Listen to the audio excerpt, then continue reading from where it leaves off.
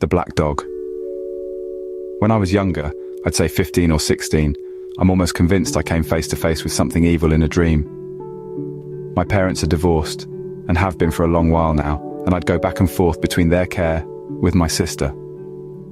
My mum's house was always fine, but my dad's basement apartment had this weird, oppressive atmosphere I couldn't shake, and the woman he was renting from who lived above was incredibly strange.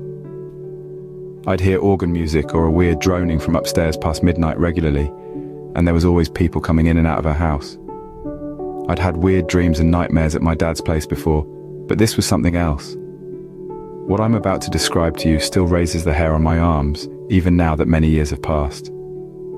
The dream began with what I thought at the time was me waking up in a cold sweat from another nightmare, and the apartment was dead silent. This was weird to me because when I looked at the clock by my bedside, it was only a bit past midnight and my father was usually up playing guitar or on the computer at that time. This was my first sign something wasn't right. My second was when I looked at the floor of my room and found something odd. The light filtering in from outside through my window was a bright red. I became aware of a panting noise then and looked over to where my bedroom door was slightly ajar. That same red light coming from behind it.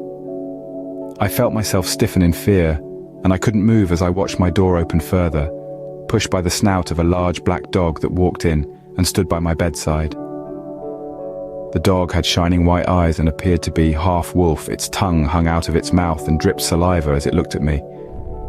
In an expressionless baritone voice, that dog spoke directly into my head and said, "I am the devil, follow me." What I mean by this is that the dog's jaw never moved while communicating this to me. I just looked in its eyes and those words came to me. I felt a compulsion to leave the bed and follow, even though I was terrified, so I stood and walked behind the black dog as it left my room and entered the kitchen dining room. As we left my room, I felt my stomach twist as the air temperature noticeably dropped. My mum and dad, who weren't speaking at the time, along with my sister, my stepfather, and my stepmother, who had never met, were all seated at the dinner table facing each other wordlessly with empty plates in front of them. The light above the dinner table bathed them all in the same red light that streamed through the window in my bedroom.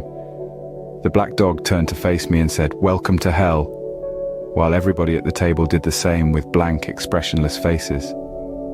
At that point, I woke up for real and discovered the time was actually 3 a.m. It's safe to say I didn't sleep for the rest of that night, and didn't tell anyone about that nightmare until almost a month after I had it.